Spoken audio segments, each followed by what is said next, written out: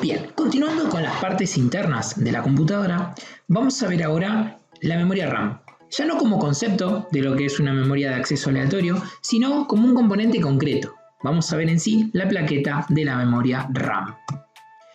La memoria RAM se divide en diferentes tipos.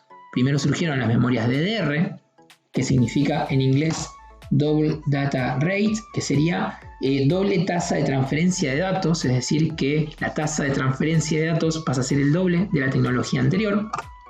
DDR2 es una mejora a la tecnología DDR, DDR3 y DDR4.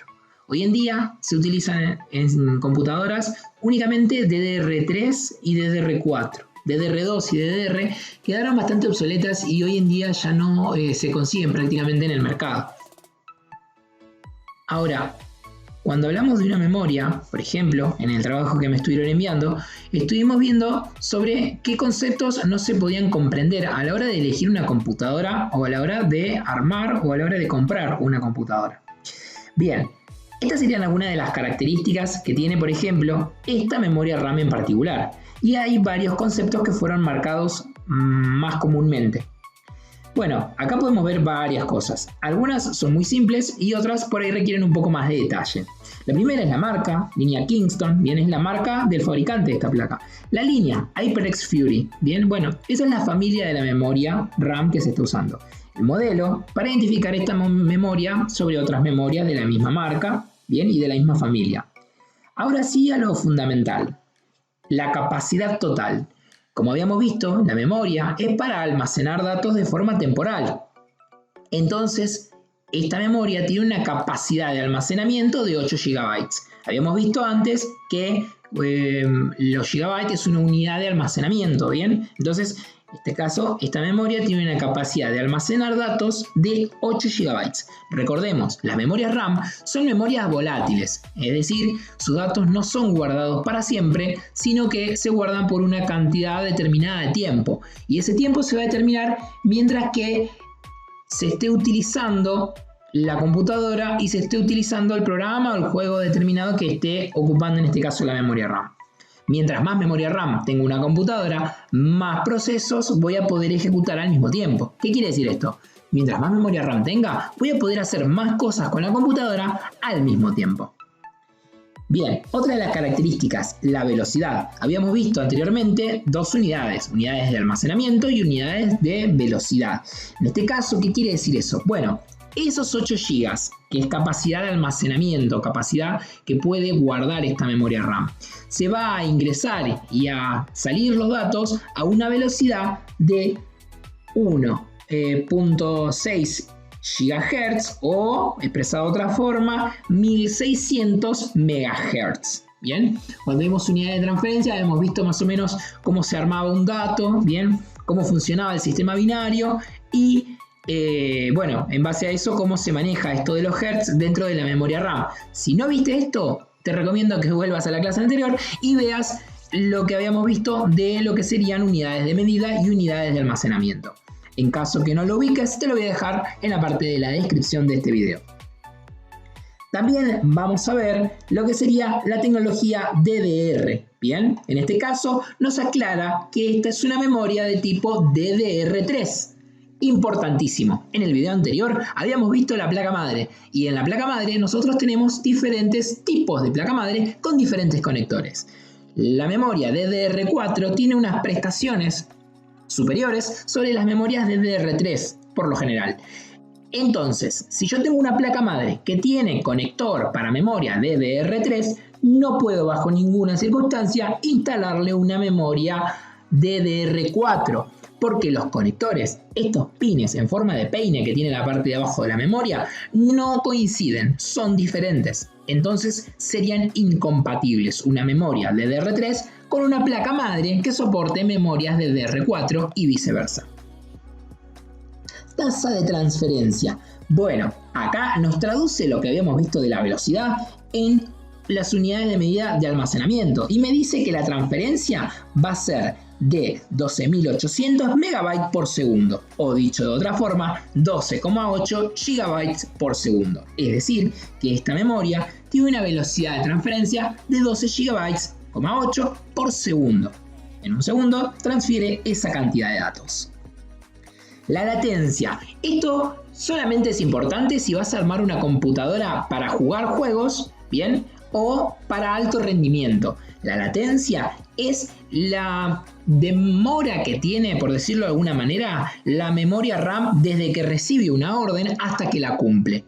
Mientras la latencia sea más alta, quiere decir que la memoria RAM va a tardar más en responder a una orden.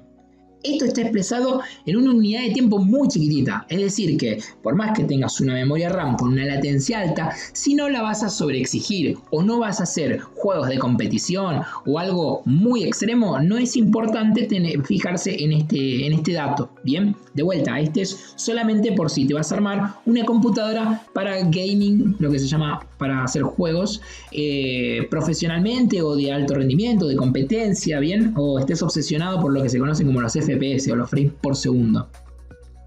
Ahora, habíamos visto que hay dos tipos de memoria RAM. La memoria RAM de un tipo, DDR4, y la DDR3. Como vemos, acá se puede ver claramente. Si bien acá vemos que una memoria es negra y tiene componentes metálicos, es decir, eso que vemos por fuera es una carcasa que sirve como disipador de la temperatura y la otra no lo tiene, no quiere decir que una sea mejor o peor que la otra, ¿bien? La memoria RAM que vemos acá de color negro, Fury HyperX, ¿bien? Tiene esos capacitores, esos disipadores de aluminio por dos cuestiones. Una, le da más prestigio a la memoria RAM y la segunda sirve como disipador.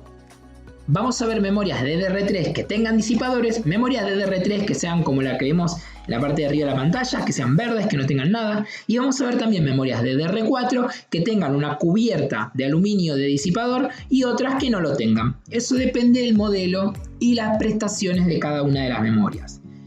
En este caso lo importante que quiero marcar es esto. Como vemos acá, esa comesura que tiene la memoria RAM, esa división, en la DDR4 está en esta posición, mientras que en la DDR3 está en esta otra posición. ¿Qué quiere decir eso? Que obviamente por más que yo quiera conectar una memoria en un tipo de placa madre que no sea compatible, me va a ser imposible. No solo la computadora no me la tomaría, sino es que es físicamente imposible enchufarlo porque tienen formas distintas. Ahora vamos a ver cómo funciona una memoria RAM dentro de una computadora a grandes rasgos. Nada muy específico, bien, ni complejo. Nosotros tenemos, supongamos, un juego, una aplicación, un programa, una foto, un video, cualquier cosa que yo quiera hacer que la computadora maneje, administre y que finalmente funcione, ¿verdad? Vamos a poner el ejemplo de un juego. Yo tengo un juego instalado en mi unidad de almacenamiento, es decir, mi disco rígido. Voy a ejecutar con mi mouse, me dirijo hacia el icono del juego o de la aplicación, le doy doble clic. En ese momento la computadora empieza a preparar todos los sistemas para que se ejecute la orden que yo le di. Para eso vamos a usar la unidad de almacenamiento, la memoria RAM y el procesador. Bien, cuando yo quiero ejecutar un juego, por decir algo, el juego lo tengo instalado en mi unidad de almacenamiento. Bien, en este caso mi disco rígido. Del disco rígido esa información va a ser copiada hacia la memoria RAM. Bien, la memoria RAM, la función que cumple es tener los datos a la mano para poder transmitírselos de forma rápida al procesador. Las unidades de almacenamiento tienen una velocidad de transferencia un poco más lenta, pero una capacidad de almacenamiento muchísimo mayor. Como vimos hace un ratito, teníamos una memoria RAM de 8 GB. Eso es una cantidad de almacenamiento muy chiquito para lo que sería almacenamiento de datos. Con 8 GB apenas me alcanza para guardarme 2 películas y no me alcanza prácticamente para instalar ningún juego, ni que hablar de un sistema operativo. Entonces, las unidades de almacenamiento, los discos rígidos, tienen una capacidad de almacenamiento muchísimo más grande. Como podemos ver, esta unidad de almacenamiento, este disco rígido, este HDD, tiene una capacidad de almacenamiento de 1 terabyte, es decir, tiene una capacidad de almacenamiento de 1024 GB. Es una capacidad de almacenamiento aceptable para poder instalar aplicaciones y descargar y guardar archivos permanentes. La desventaja es que su velocidad de transferencia es un poco más lenta. para evitar problemas y que los programas funcionen bien y rápido, lo que se hace es copiar los datos que va a necesitar esta aplicación que estamos abriendo, este juego, los va a copiar en la memoria RAM. Bien, la memoria RAM, una vez que tenga todo eso copiado, le va a ir dando al procesador los datos que vaya necesitando en el momento en el que los necesite. El procesador va a cumplir su tarea de procesar esos datos, bien, de manipularlos, de calcular lo que tenga que calcular y va a enviar una salida. En este caso que estamos hablando de un videojuego, esta salida se va a dar, por ejemplo, mostrándome datos en mi monitor. Bien, vamos a ver desde el principio. Supongamos que yo quiero jugar un juego. El juego lo tengo instalado en mi disco rígido, en mi HDD, mi unidad de almacenamiento. Bien. Cuando abro el juego, los datos del juego se copian de la unidad de almacenamiento a la memoria RAM. En la memoria RAM no va a copiar todo el juego, va a copiar solamente las partes que necesita. Supongamos que estamos saliendo a Fortnite. En este caso, lo que me va a preparar va a ser la pantalla de inicio, mi personaje y los datos que necesite para poder conectarme a internet y empezar una partida. Esos datos se van a copiar todos en la memoria RAM. La memoria RAM va a ir pasándole al procesador según el procesador vaya necesitando estos datos. El procesador va a calcular mi cuenta y otros datos. En caso que no tenga una placa de video, también va a procesar los gráficos. Y me va a terminar dando por resultado la imagen del Fortnite en la pantalla. Bien, también se puede usar en el sentido inverso. Supongamos que en vez de estar jugando al Fortnite, estoy haciendo un archivo de texto, bien, o editando un video. Se haría el proceso inverso, es decir, el video que yo estaría grabando, el video que estoy grabando por ejemplo en este preciso momento que estoy capturando la pantalla de la computadora, la CPU está procesando lo que yo estoy viendo, lo que estamos viendo acá en la imagen, la CPU se lo va mandando a la memoria RAM porque obviamente la CPU trabaja a una velocidad impresionante, muy rápida. La memoria RAM va almacenando esos datos y se lo va pasando al procesador que es mucho más lento. Entonces, ¿qué es lo que hace la memoria RAM? Va guardando los datos y se los va pasando de a poco al disco rígido. Este video que estoy grabando en este momento, el CPU lo procesa, se lo manda a la memoria RAM se lo va pasando de a poquito al disco. Una vez que terminó de hacer todo este proceso, en mi computadora queda grabado un archivo de video que si yo quisiera darle doble clic para verlo, se haría todo de este mismo proceso inverso que acabamos de ver con el Fortnite. Esa sería la función principal de una memoria RAM. Ser de alguna manera el asistente entre el resto de los periféricos, las unidades de almacenamiento y la unidad central de procesos o la CPU o el microprocesador. Bien, son todos sinónimos. CPU, microprocesador, bien, unidad central de procesos son sinónimos del mismo chip. De esta manera es importante que yo tenga una cantidad que vaya con mis necesidades, bien, es decir, si yo voy a dedicarme a hacer, por ejemplo, juegos, voy a necesitar 8 GB, 16 GB, depende del juego, de memoria RAM. Lo mismo si me voy a dedicar a editar videos, bien, o a ejecutar muchos programas al mismo tiempo, me va a ser más útil tener una memoria RAM más grande. Si yo voy a dedicarme a hacer videojuegos, a jugar videojuegos, videojuegos pesados o competitivos, como es en este caso un juego de disparos que necesita que los datos fluyan de forma muy rápida, voy a necesitar una memoria RAM con una velocidad alta en megahertz, bien, una tasa de transferencia alta, para que esta comunicación entre el procesador y la memoria RAM, que no siempre implica el disco rígido, a veces es el procesador dándole datos a la memoria devolviéndole datos al procesador y es una comunicación solo entre ellos dos y la salida del monitor y la entrada del teclado. Si yo voy a dedicarme a jugar juegos que tengan una demanda bien rápida, voy a necesitar una memoria RAM rápida.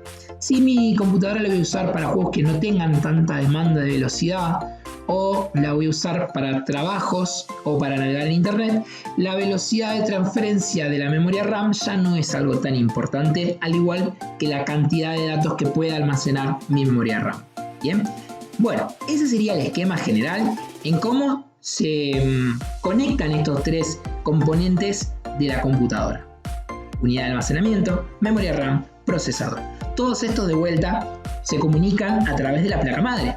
De nada me sirve tener un excelente procesador, una muy rápida memoria RAM y un perfecto disco rígido si mi placa madre tiene velocidades, bien, dentro de su circuito que son muy lentas. En ese caso no podría aprovechar todo esto que tenemos. ¿Bien? Por eso es fundamental a la hora de elegir una computadora ver qué placa madre tiene para ver si puedo actualizarla y también que los componentes no me sobren, ¿bien? Que no sea, por decirlo de alguna manera, poner un motor de Ferrari en un Fiat 147 o un Fitito, ¿bien? Que no tenga un muy buen componente al cual no le pueda sacar todo el jugo. Bueno, espero que esto haya aclarado algunas de las dudas que tenían sobre el trabajo de cómo elegir una computadora. Y si queda alguna duda, escríbanmelo en los comentarios de esta misma clase. También les voy a dejar una actividad muy cortita. Bueno, eso es todo. Nos vemos la próxima.